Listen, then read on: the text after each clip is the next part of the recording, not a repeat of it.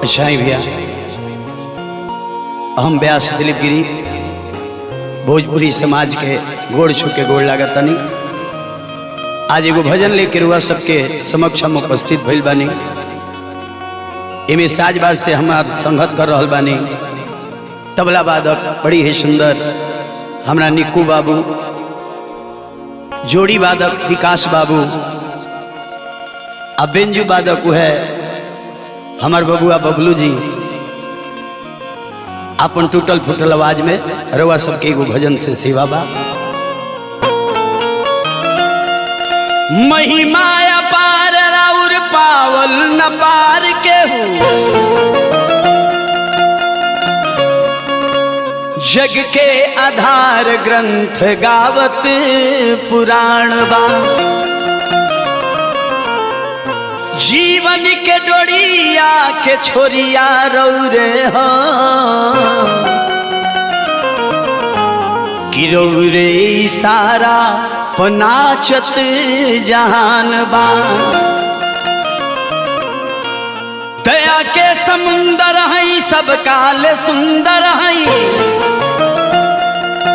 दीन बंधु नाम रौर कृपा निधान बा। कहलाया नाथ नाथ भगतन के साथ भई, अकरिले सनाथ वही सन मिलल प्रमाण बा। एगो भक्त भगवान के दरबार में जाके कहता कि हे प्रभु, मेरी आशा यही है, मेरी आशा यही है कि हे भगवन, तुझको अपनी कहानी सुनाया करूं।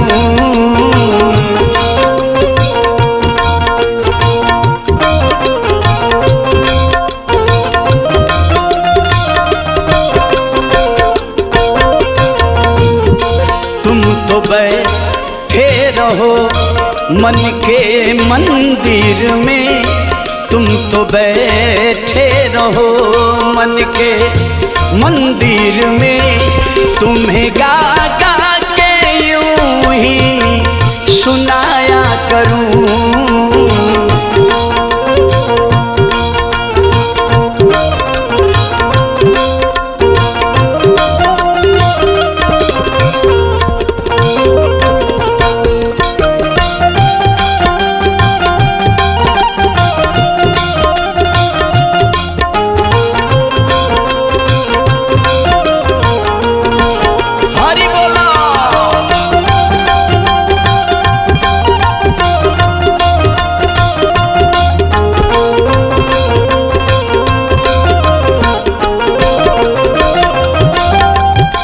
हे प्रभु, राउर भजन कीर्तन करला पर अगर केहू हमरा के पागल कहता, दीवाना कहता, वो बात हम सब कहो कैसे भूला दूं तेरी चाह को, अपने पलकों से झारूं तेरी राह को।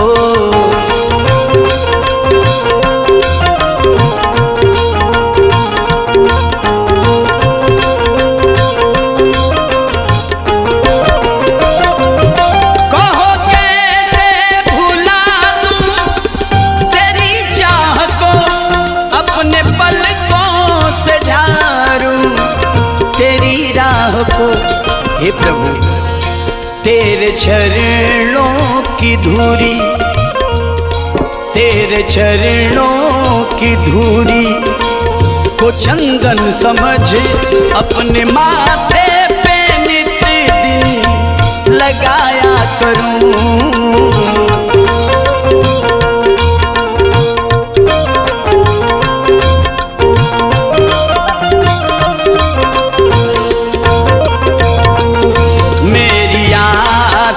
यही है हे भगवन, तुझको अपनी का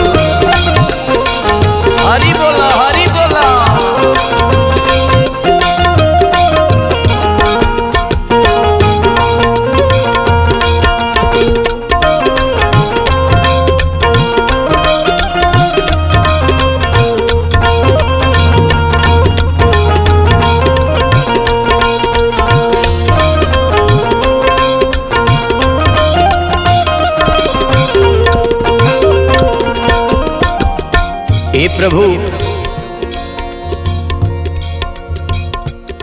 कोई वैसी कहे या दीवाना कहे, चाहे पागल ये सारा जमाना कहे,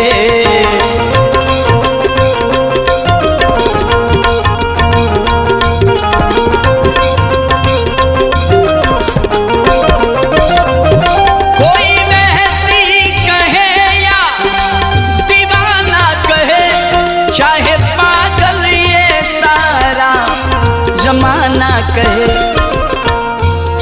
मेरे रोने से तुझको हे प्रभु, मेरे रोने से तुझको जो आए हंसी, कहो रो रो के तुझको हंसाया करूं।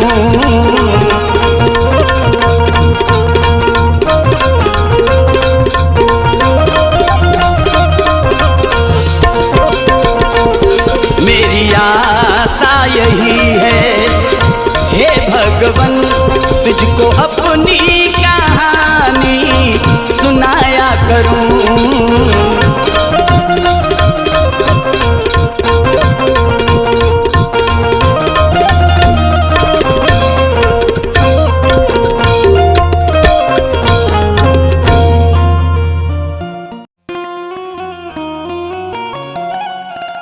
अच्छा भैया, ए बेरा समय ऐसा चलता,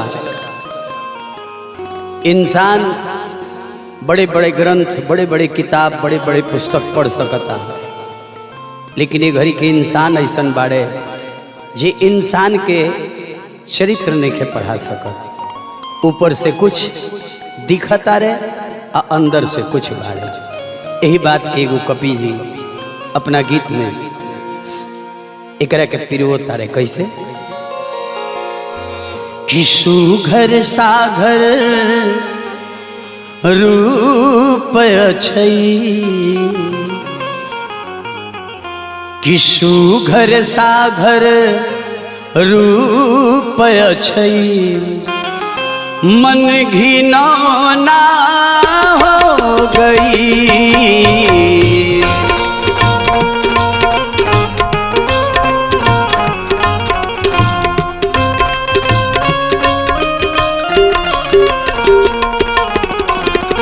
सुघर सागर रूप अछई, मन घिनौना हो गई।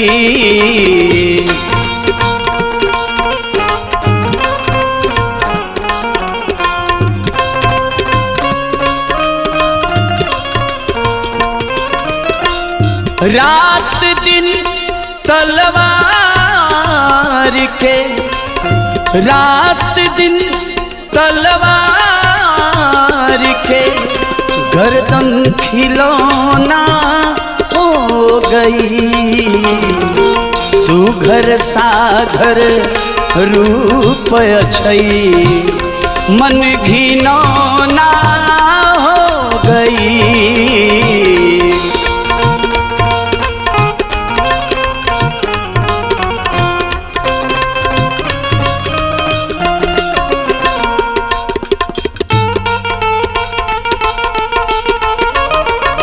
अरे बाबू ये हो।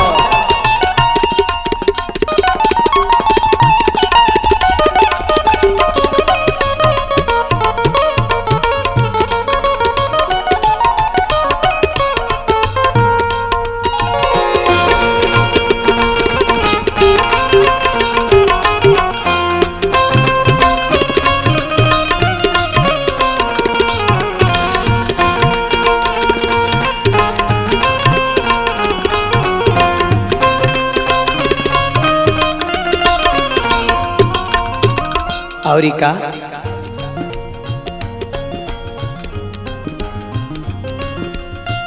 आबरू नीलाम हो खत बासरे बाजार में,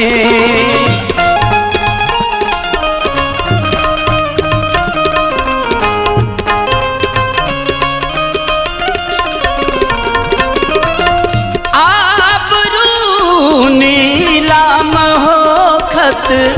बासरे बाजार में उर्वशी के साथ देखो, उर्वशी के साथ देखो अर्जुन के बिछवना हो गई। सुघर सागर रूप अछई मन घिनौना हो गई।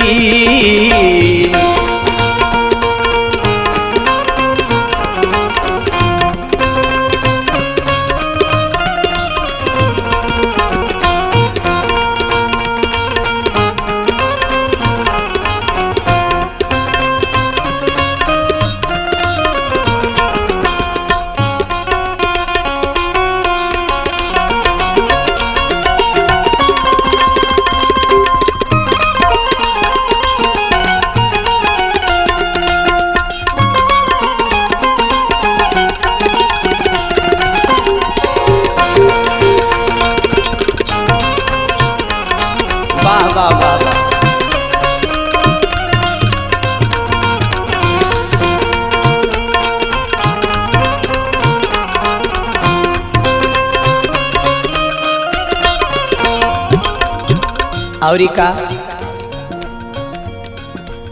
राह चलत में प्राण के खतरा बनल बा हर घड़ी।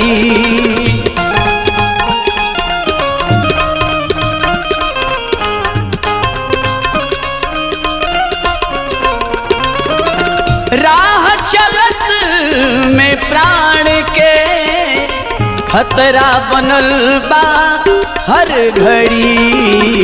काहे कि निकू बाबा आदमी आदमी अब नईखन, आदमी आदमी अब नईखन, आदमी की रौना हो गई। सुघर सागर रूप अछई मन घिनौना हो गई।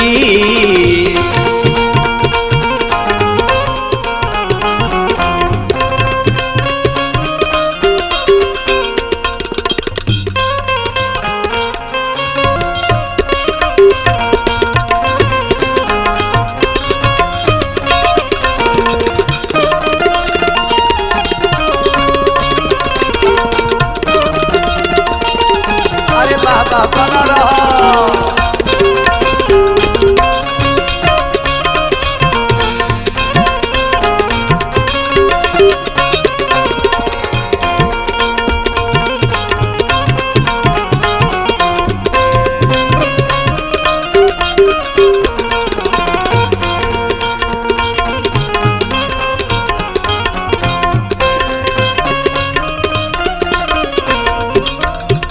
और का सांप से खिलवाड़ ना धल ना भलाई हो सके।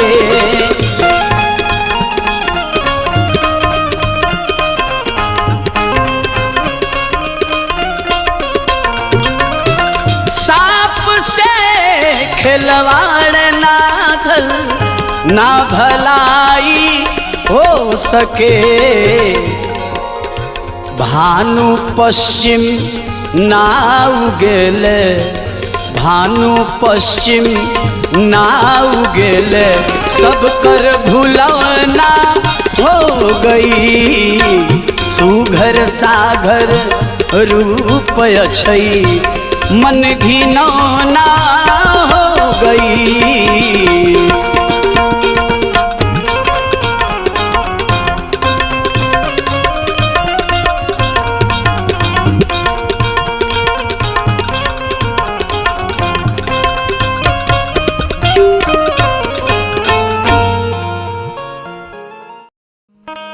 अच्छा भैया आई अरवा सबके एगो भजन से सेवा कर रहल बानी।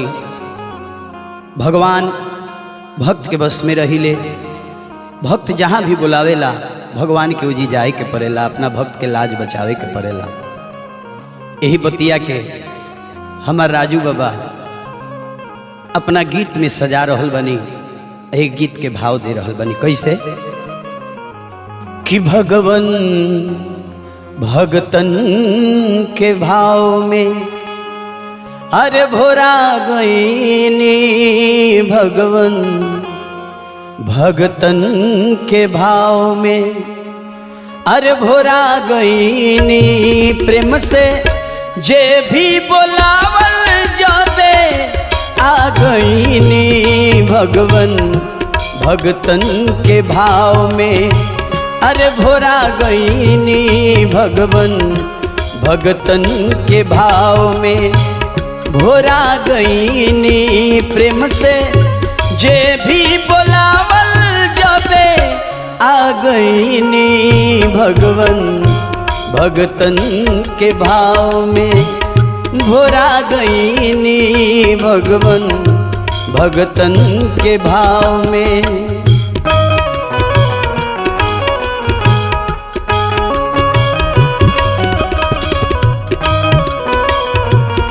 जय हो जय हो।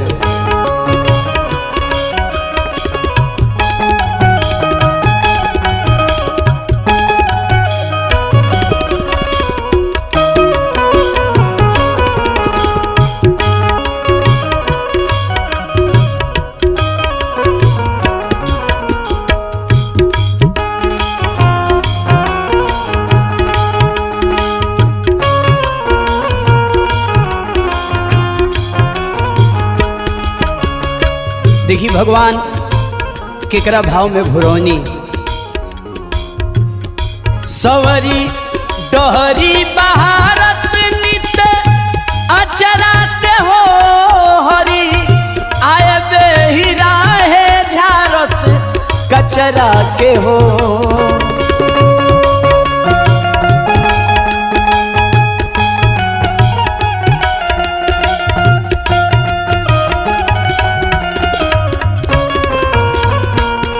संवरी डहरी बहारत नित अचरा से हो हरी आए बेहिरा है झारस कचरा के हो झूठ निरईठ न देखनी त झूठ निरईठ न देखनी बैर खा गईनी झूठ निरईठ न देखनी बैर खा गईनी प्रेम से जे भी बोलावल जाबे आ गईनी भगवन भगतन के भाव में भोरा गईनी भगवन भगतन के भाव में।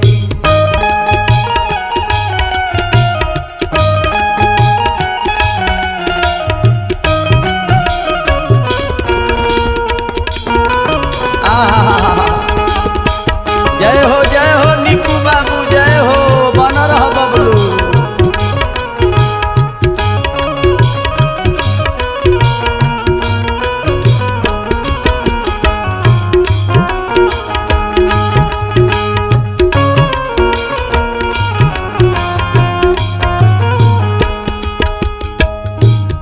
और केकरा भाव में भगवान भुरैनी मिलल वृद्ध पर सीधा गिद्ध जंगल में होके परल मोर छीत रहल दंगल में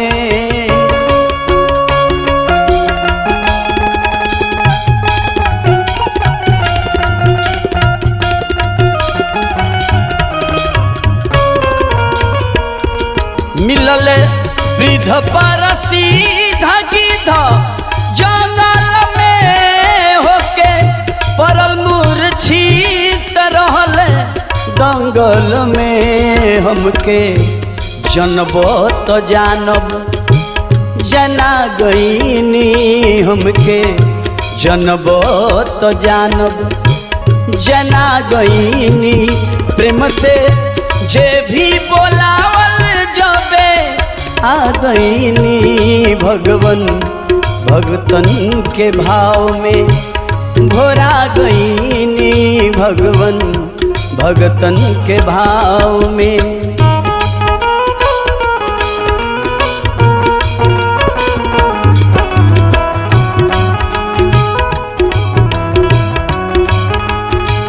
बोला हरि बोला।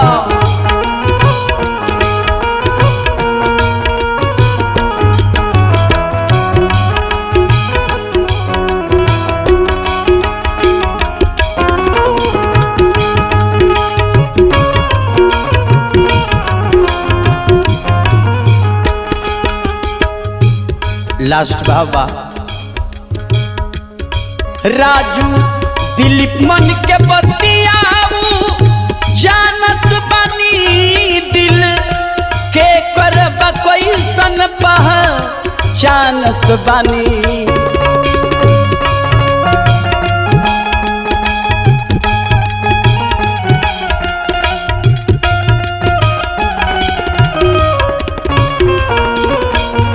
राजू दिलीप मन के बतियाऊ जानत बानी दिल के करब कैसन पहचानत बानी। सूखल साग में सवाद सारा पा गईनी सूखल साग में सवाद सारा पा गईनी।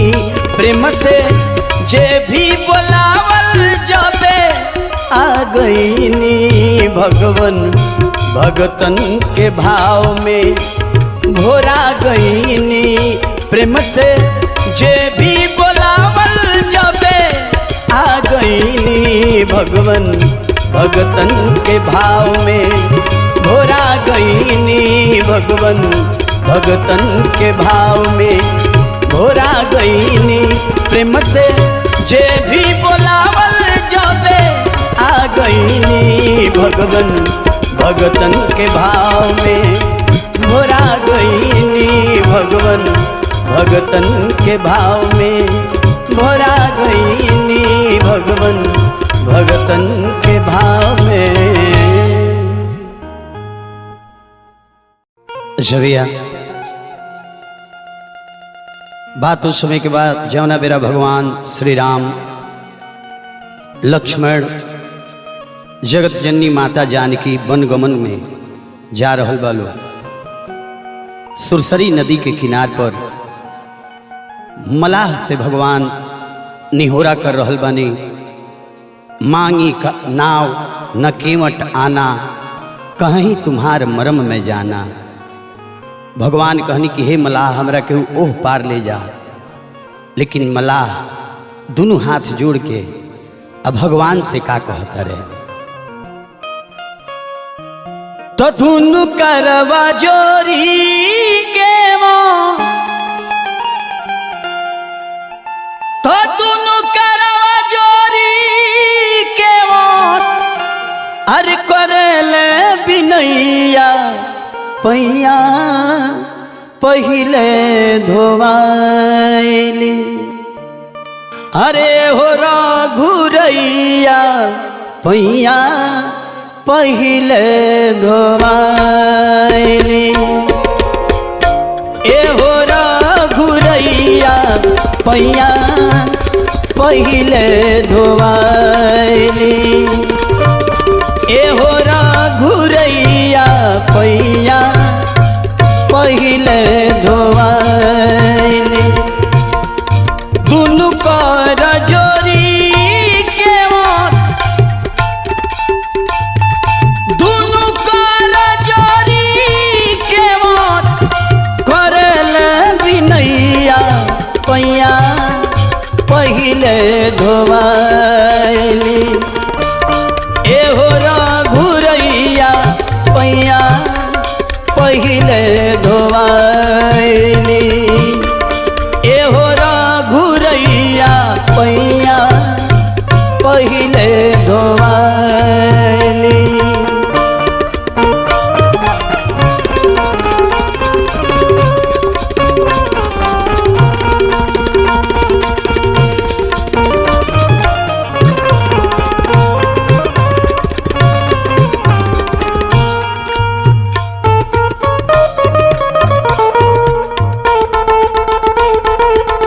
वाह वाह वाह।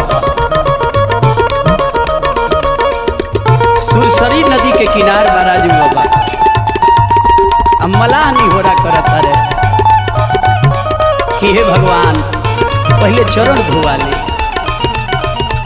भाव का बा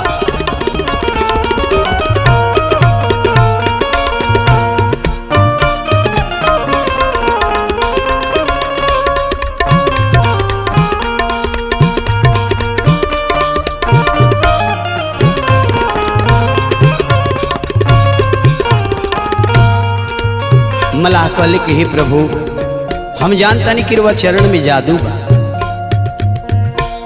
चरण के धूरी डारी पत्थर से बनवनी नारी, चरण के धूरी, चरण के धूरी, चरण के धूरी डारी पत्थर से बनवनी नारी, पानी पी के कोमल हमार, पानी पी के कोमल हमार भइल बिया नैया पैया पहिले धोवाइली। एहो रघुरैया पैया पहिले धोवाइली।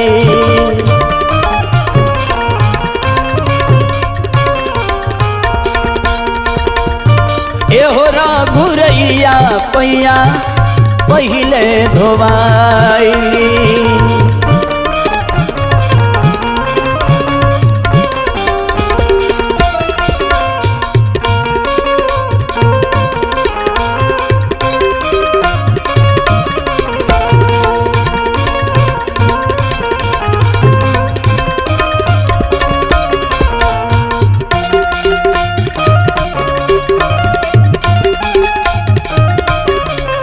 हरि बोलो।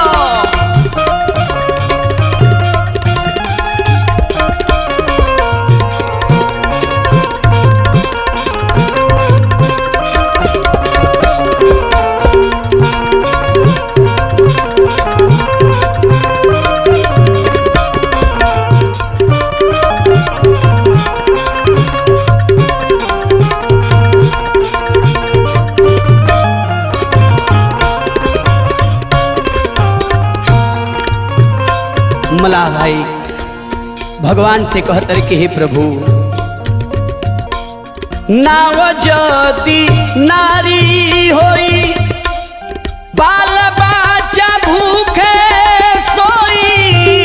नाव जदि नारी, नाव जदि नारी, नाव जदि नारी होई, बाल बच्चा भूखे सोई। जीविका के दोसर कौनो, जीविका के दोसर कौनो नहीं खेव पैया पैया पहिले धोवाइली। एहो रघुरैया पैया पहिले धोवाइली।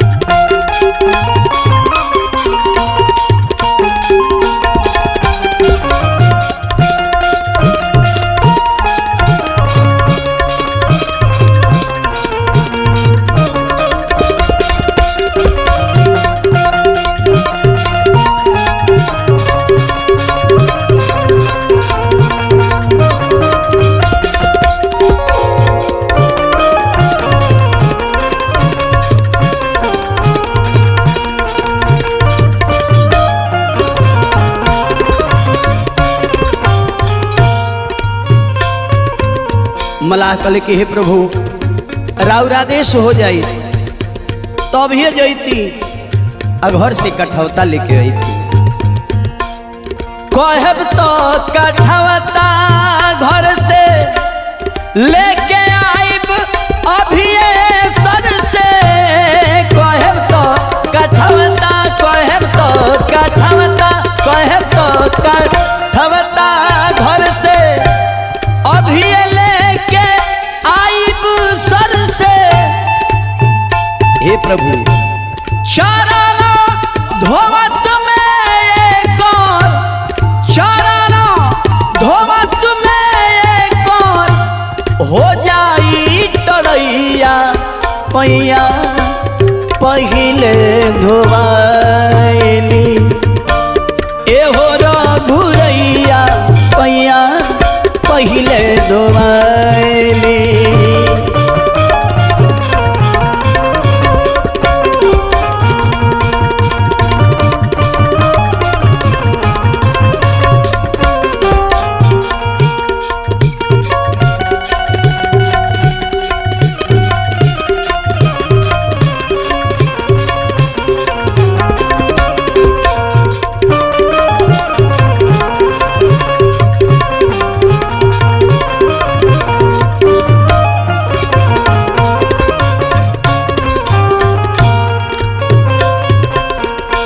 लास्ट में मलाह कहता रे कि हे प्रभु हमहु जिदिए हैं, जिदी हम जाति के सहनी सोचिए समझ के कहनी। जिदी हम जाति के जिदी हम जाति के जिदी हम जाति के सहनी सोचिए समझ के कहनी। कहे राजू दिलीप तनिको कहे राजू दिलीप तनिको लागी ना समैया पैया पहिले धोवाइली। एहो रघुरैया पैया पहिले धोवाइली। एहो रघुरैया पैया पहिले दुनु कर जोरी के मोर दुनु कर जोरी के मोर करल बिनैया पैया पहिले धोवाइली। एहो रघुरैया पैया पहिले धोवाइली।